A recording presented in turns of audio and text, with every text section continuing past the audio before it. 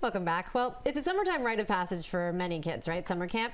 Well, Nicholas Children's Hospital in Southwest Miami-Dade is making sure those who might not be able to attend camp because of an illness get their chance to feel just like a normal camper. This is very cool. It's called Camp UOTS, United Order True Sisters. This morning, this camp is making Miami proud. At first glance, it would look like your typical kids' summertime rite of passage, summer camp. It feels like home because like everyone went through the same thing.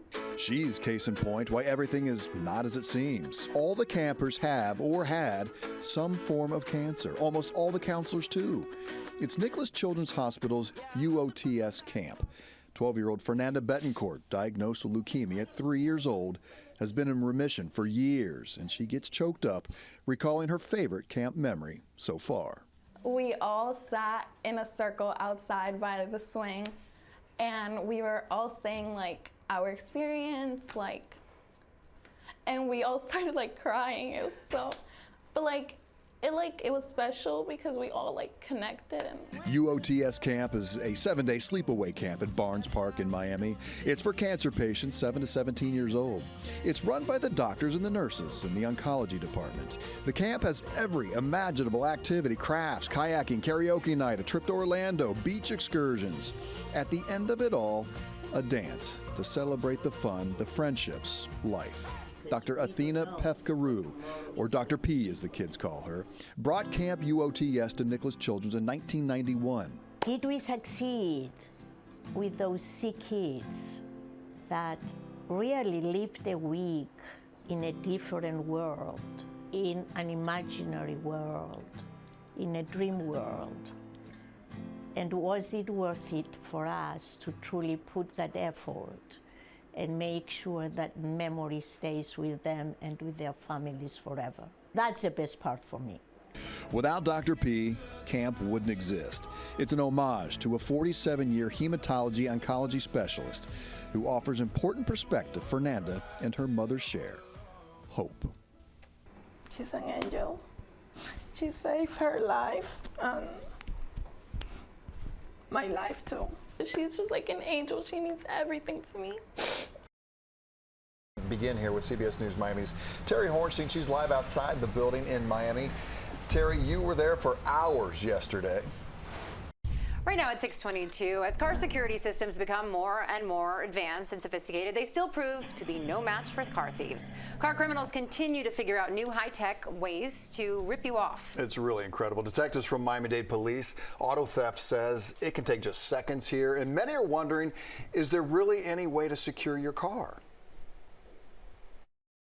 Of course, you know, it's an invasion of privacy. 30 years in the Redlands, and she never worried about privacy or security. That all was compromised September of last year. It would not be surprising to me that they saw the truck passing by, they followed either myself when I drove it or my husband at some point, and then realized, hey, this is the opportunity. 3:30 in the morning, the Fernandez security cameras spy thieves walking up the drive and access the pickup truck. You see that flash of light on the dash? I'll explain that in a moment. A few hours later, Heading to the gym, and I opened the door, and when I looked towards the left, which is where my husband's truck was, I didn't see it. I immediately go to the bedroom, ask him, hey, did you park your truck somewhere? I don't see it. Maybe he parked it in the back.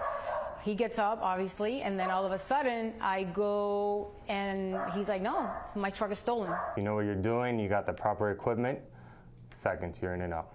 Miami-Dade police are tracking the newer, high-tech ways thieves are ripping off cars. Auto theft detective Mike Martinez shows off a table full of gizmos crooks are now using.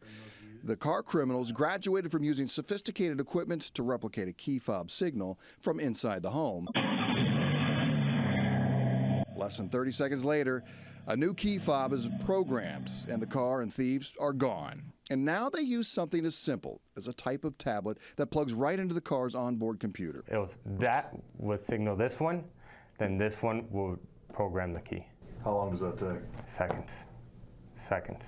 Essentially, the scanner, which is similar to what locksmiths use to reprogram keys, is talking to the car's central nervous system, directing it to add, delete, or program new fobs. Remember that blue light on the dash of Sylvia's truck?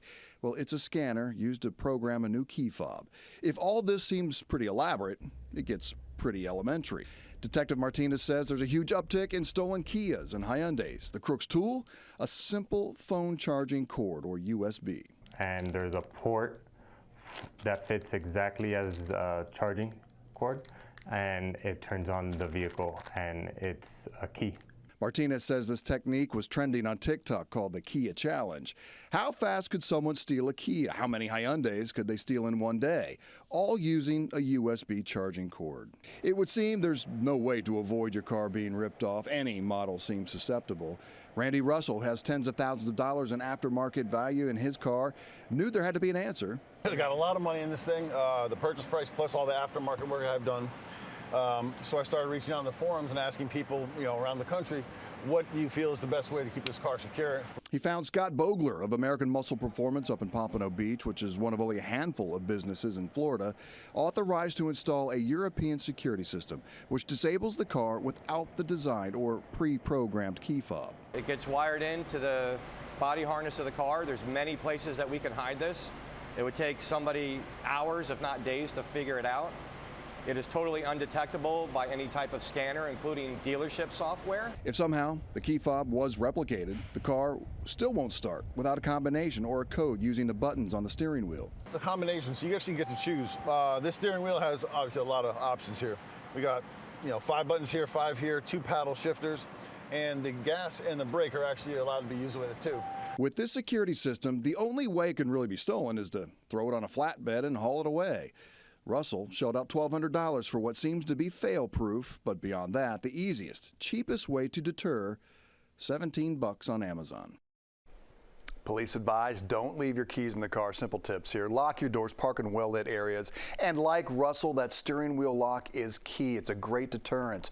Also, Hyundai and Kia both reached out to the Miami-Dade Police Department, and they're going to offer several locations around the county that will remedy the Kia Challenge problem. Detectives said it sounded like it's going to be something as simple as a software update. The old and faithful, best way to do it.